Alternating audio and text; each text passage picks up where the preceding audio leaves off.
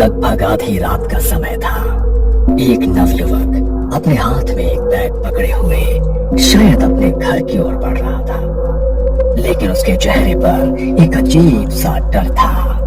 वो अपने कदमों को तेज तेज बढ़ा रहा था, लेकिन जैसे ही वो गांव के कुएं के पास पहुंचा, उसका पूरा शरीर पसीने से भीग गया। वो वहां से मानो पलक झपकते ही गायब हो जाना चाहता। आलतू चला तू आई बला को डाल दू, हे प्रभु रक्षा करना, यहाँ से सही सलामत चले जाओ। उसने अपने कदमों की रफ्तार को तेज की, लेकिन जैसे ही वो कुएं के पास से गुजरा तो उसके कानों में किसी की पायल की आवाज पड़ी। उस आवाज को सुनकर डर के मारे उसके पैर वहीं जम गए और उसके कंधे पर उसे कुछ महसूस हुआ। उसने हिम्मत करके पीछे मुड़ गया तो घूंघट ओढ़े एक औरत उसके सामने खड़ी थी। उसे देखते ही डर से उसका चेहरा फीका पड़ गया। तभी उस औरत ने अपना हाथ उसके चेहरे की तरफ बढ़ाया और उसकी गर्दन को एक ही झटके में मरोड़ दिया और वो निढाल होकर जमीन पर गिर पड़ा। अगली सुबह जब लोग वहां से गुजरे तो कुएं के बाहर लोगों का जमावड़ा लग गया। सत्यानाश, पता नहीं ये किस किस को और लेकर जाएगी। पिछले 2 महीने में 5वीं मौत हुई है। ये मना किया था रात को यहाँ से कोई मत जाना। इंसानों को, हमारे जानवरों को, किसी को नहीं छोड़ा इसने। मुझे तो ये सती माता का प्रकोप लगे है। सती आसरा का स्थान बनाना होगा। देवी को रोज भोग देवेंगे और कोई भी सूरज ढलने के बाद यहाँ ना आवेगा। देवी को रात के समय जरा सा भी बिकने पसंद ना है। अपनी जान बचानी है तो यही करना होगा। माना जाता है कि गांव के कुएं और नदी पर सती आसरा का स्थान होता है, जिन्हें देवी का रूप माना जाता है। गांव में होने वाले इन हादसों की वजह से गांव वालों ने कुएं पर सती आसरा का एक छोटा सा मंदिर बनाया, जिसके भीतर कोई मूर्ति नहीं थी। बस गांव के लोग वहां देवी को भोग लगा सके, इसलिए वो मंदिर बनाया गया ताकि देवी का क्रोध शांत हो सके। लेकिन उसके बाद भी गांव में होने वाले वो हादसे। तभी एक रात काले कपड़े पहने एक लड़की, जिसने अपने चेहरे को काली शॉल से ढका हुआ था, अपने हाथ में एक काले रंग की पोटली लिए हुए, सती आसरा के डर से अब रात को कोई भी कुएं के पास नहीं भटकता था। इसलिए गहरी काली अंधेरी रात में वो अकेली कुएं के पास अपना आसन लगाकर बैठी और कुएं पर थोड़ी हल्दी, कुमकुम और अपनी उंगली से काट कर रक्त का चढ़ावा किया और तेल का एक दीपक भी जलाया। तुम्हारा बदला पूरा हो गया है, तुम अब शांत हो जाओ। गांव वालों को मत मारो, जिनको मारना था उन्हें तो मार चुकी हो। गांव में हो रहे इन हादसों को 3 महीने बीत चुके थे और आज से 3 महीने पहले एक रात काले कपड़ों में अपना चेहरा ढकी हुई एक स्त्री रात के 2:30 बजे कुएं के पास एक यज्ञ कुंड जलाए बैठी थी। यज्ञ कुंड के पास एक मुर्गा, जिसके हाथ पैर और चोंच को रस्सियों से बांधा गया था। नरकंकाल की खोपड़ी में किसी जानवर का रक्त भरा हुआ था। वो उस रक्त का छिड़काव बार बार यज्ञ कुंड में कर रही थी और बड़ी ही धीमी आवाज में कुछ मंत्रों का उच्चारण भी कर रही थी। तुम्हें जागृत होना पड़ेगा। तुम्हें जागृत किए बिना आज की रात मैं यहाँ से नहीं जाऊंगी। बलि स्वीकार करो। उसने उस बंधे हुए मुर्गे को उठाया और धारदार चाकू से उसकी गर्दन को एक झटके में अलग कर दिया। उसकी आहुति उसने यज्ञ कुंड में चढ़ा दी। तभी वहां एक अजीब सी सिहरन उठी। रात के सन्नाटे में मानो कोई दबी आवाज उसे सुनाई देने लगी। कुएं के भीतर से मानो किसी की आत्मा निकलकर बाहर आ गई। उसने पीछे मुड़कर देखा तो घूंघट ओढ़े एक औरत उसके सामने खड़ी थी। जाओ और खत्म कर दो उन्हें। मुझे अपना बदला चाहिए। जाओ। मानो जैसे वो उसकी आज्ञा का इंतजार कर रही थी। उसके इतना कहते ही वो गांव की ओर बढ़ी और एक घर के बाहर जाकर रुक गई। दरवाजे पर ठक ठक की आवाज हुई। अरे इतनी रात को कौन आया है? रात के 3 बज रहे। इस वक्त कौन दरवाजा खटखटा रहा है? तभी दरवाजे पर फिर से ठक ठक की आवाज आई। पता नहीं कौन आया है, देखना ही पड़ेगा। मंगल दरवाजा खोलने के लिए गया। दरवाजे से अभी भी लगातार ठक ठक की आवाज आ रही थी। खोल रहा हूँ ना। अभी तक मंगल आधी नींद में था, लेकिन जैसे ही उसने दरवाजा खोला तो उसके होश उड़ गए। उसके सामने घूंघट ओढ़ी हुई वही औरत खड़ी थी। लेकिन जैसे ही मंगल ने उसे देखा तो हवा के झोंके से उसके चेहरे से उसका घूंघट सरक गया। मंगल ने जैसे ही उसका चेहरा देखा तो उसकी चीख निकल गई। उसका चेहरा पूरी तरह से गला हुआ था और आंखों की पुतलियां बिल्कुल सफेद होकर उल्टी हो चुकी थी। मंगल जल्दी से दरवाजा बंद करने लगा, लेकिन दरवाजा बंद नहीं हुआ। वो डर के मारे अंदर की तरफ भागने लगा। तभी उस भयानक औरत ने उसकी गर्दन को अपने हाथों में जकड़ लिया और एक ही झटके में उसकी गर्दन को मरोड़ डाला और उसके चेहरे के मांस को पूरी तरह से नोच डाला। दर्द के मारे पूरे घर में उसकी चीख गूंज गई और कुछ देर उसके दर्द भरी चीखों के बाद सब कुछ बिल्कुल शांत हो गया। अगली सुबह जब परिवार वाले घर पहुंचे तो उसका ऐसा हाल देखकर उनके पैरों तले जमीन खिसक गई। ये क्या हो गया मेरे भाई को? तुझे इतनी बेरहमी से किसने मार डाला मेरे भाई? किसने मार डाला तुझे? अभी तो सिर्फ इसकी जान गई है, अभी तो तेरा मरना बाकी है। जितनी बेरहमी से इसकी मौत हुई है, उससे ज्यादा बेरहमी से अब तू मारा जाएगा। राजेश अपने भाई से लिपटकर बिलख बिलख कर रो रहा था। उसने गांव वालों के साथ जाकर अपने भाई का अंतिम संस्कार किया। रात को वो अपने भाई की तस्वीर को अपने हाथों में लिए रो रहा था। मत रो बेटा, भगवान ने हमारी जिंदगी में यही दुख लिखा था। पहले मेरा बड़ा बेटा चल बसा और अब मंगल। ना जाने किसका श्राप लग गया है हमारे घर को। एक के बाद एक अनहोनी घटती ही जा रही है। मंगल की मौत कोई सामान्य मौत नहीं है माँ, किसी ने जानबूझकर मारा है उसे। उसकी हालत नहीं देखी क्या तुमने? कैसे उसके चेहरे पर पूरा मांस नोचा हुआ था।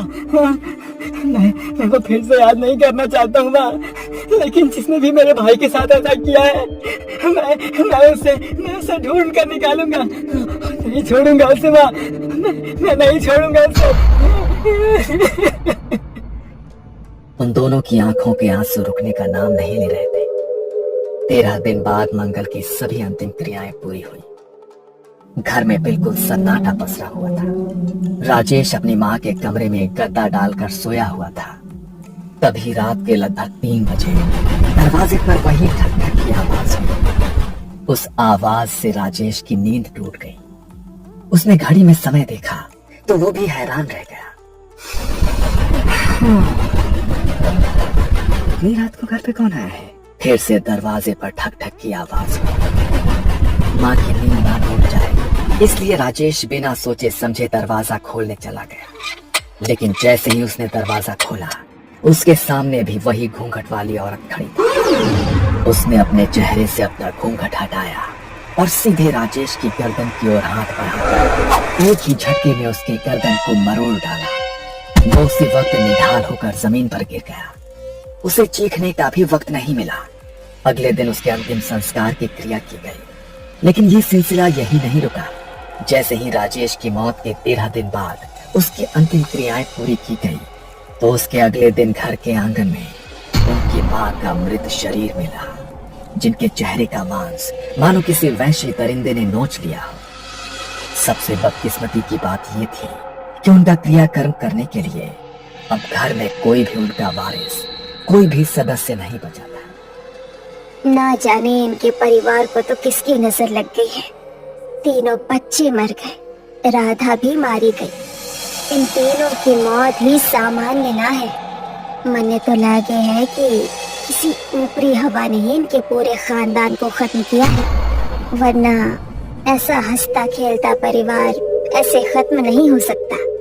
लोगों की उस भीड़ में काले कपड़े पहने अपने चेहरे को ढकी हुई वही औरत खड़ी थी, लेकिन उसकी आंखों में अब एक चिंता थी, जैसे कुछ तो ऐसा हो गया हो जिसकी उसने भी कल्पना नहीं की थी। ये सब क्या हो रहा है? उसे तो बस हम दोनों को मारना था, उसने इसे भी क्यों मार डाला? कहीं कुछ गलत तो नहीं हो गया? आधी रात को काला कपड़ा ओढ़कर वो फिर से अपने हाथों में पोटली लिए कुएं की तरफ बढ़ने लगी। लेकिन तभी उसने देखा कि कुएं के पास एक आदमी अपनी साइकिल से गुजर रहा है। मगर देखते ही देखते वहां पायलों की आवाज गूंजी और उसके सामने घूंघट ओढ़ी वो स्त्री अचानक से आकर खड़ी। डर के मारे वो आदमी साइकिल से गिर पड़ा। वो उसकी ओर बढ़ी और उसने उसके शरीर के मांस को पूरी तरह से नोच डाला। उसकी चीखों की आवाज पूरे गांव में गूंज उठी। ये देखकर काले कपड़ों से खुद को ढकी माया के होश उड़ गए। वो तुरंत ही वहां से भागकर अपने घर पहुंची। डर के मारे उसका पूरा शरीर कांप रहा था और आवाज हाँफ रही थी। ये सब क्या हो रहा है? मुझे उसे शांत करना होगा, वरना जो भी अब उस कुएं के पास से गुजरेगा वो उन सबको मार डालेगी। उसने उसे शांत करने की बहुत बार कोशिश की, लेकिन गांव में होने वाली मौतों की संख्या कम होने की बजाय दिन प्रतिदिन बढ़ती जा रही थी। इन हादसों को 3 महीने बीत चुके थे। माया अब अपनी आंखों के सामने किसी और को बलि चढ़ते हुए नहीं देखना चाहती थी। इसलिए आज उसकी शांति के लिए माया कुएं के पास बैठकर यज्ञ कर रही थी। तुम्हारा बदला पूरा हो गया है, तुम अब शांत हो जाओ।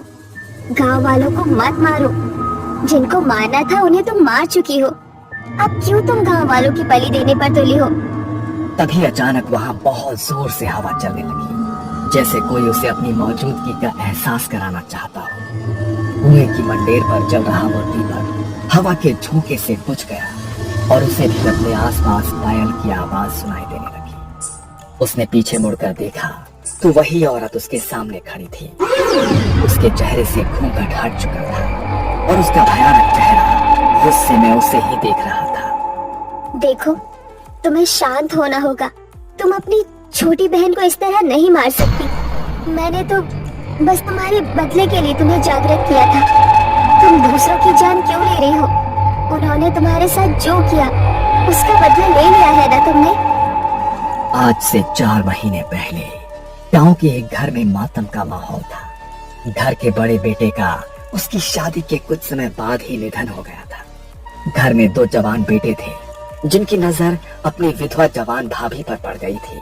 मंजू अपने पति की मौत के गम में खुद को अपने कमरे में बंद किए बस रोए ही जा रही थी। तभी उसके दरवाजे पर जोर जोर से खटखट की आवाज हुई। उस खटखट की आवाज से मंजू अचानक से सहम गई और दीवार की तरफ खिसकती चली गई। उसने दरवाजा नहीं खोला। तभी अचानक 2 लोग दरवाजा तोड़कर अंदर आ गए। इतनी देर से हम लोग दरवाजा खटखटा रहे हैं, तुझे समझ में नहीं आ रहा है? हैं? तुझे क्या लगा था कि तू दरवाजा नहीं खोलेगी तो हम अंदर नहीं आ पाएंगे? देखो, ऐसा मत करो। मैं तुम्हारी भाभी हूँ। भाभी माँ के समान होती है, कुछ तो सोचो। चुप, बिल्कुल चुप। तो इस घर की बहू है। अब हमारा भाई तो मारा गया, अब तुम्हारे ऊपर हमारा भी तो कुछ हक हुआ ना। अब अपने ये आंसू बंद करो। वो दोनों किसी शैतान की तरह हंसते हुए मंजू की तरफ बढ़ने लगे।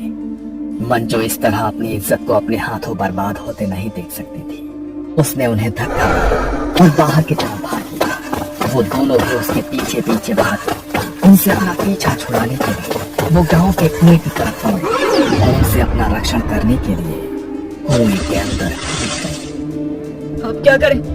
ये तो कुएं में कूद गई भाई। अरे अब कूद गई तो कूद गई, जल्दी निकल यहाँ से, वरना अगर किसी ने देख लिया ना तो इसके मरने का इल्जाम हमारे ऊपर ही लग जाएगा। मैं अच्छी तरह जानती हूँ कि क्यों मरी है मेरी बहन और कौन है उसकी मौत का जिम्मेदार। तेरी मौत का बदला तो मैं लेकर रहूंगी मेरी बहन। माया अब अपनी बहन की आत्मा को जागृत करके उसकी मौत का बदला तो ले चुकी थी, लेकिन उसने अपनी बहन की आत्मा को जिन तांत्रिक विधियों के जरिए जागृत किया था उसे शांत कर पाना अब उसके लिए नामुमकिन हो गया था। वो अपने कमरे में घबराई हुई बैठी थी। तभी रात के लगभग 1:30 बजे किसी ने उसका दरवाजा खटखटाया। इतनी रात के कौन आया है? माया ने जाकर दरवाजा खोला तो घूंघट के अंदर वो आत्मा अब उसके सामने थी। उसे देखकर माया के रोंगटे खड़े हो गए। तुम नहीं नहीं, मार सकती।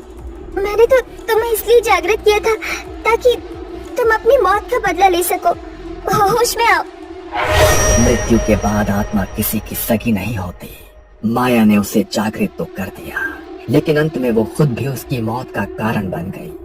उसने अपने हाथ माया की गर्दन की तरफ बढ़ाए और एक ही झटके में उसके गर्दन को भी मरोड़ डाला और माया की कुछ आखिरी चीखों के बाद सब कुछ बिल्कुल शांत हो गया। कहा जाता है कि गांव के लोगों ने डर के मारे पूरे गांव को खाली कर दिया और दूसरी जगह स्थानांतरित हो गए, लेकिन लाल घूंघट में वो आत्मा आज भी उस गांव में भटकती रहती है और जो भी उसके सामने आता है उसे वो मौत के घाट उतार देती है।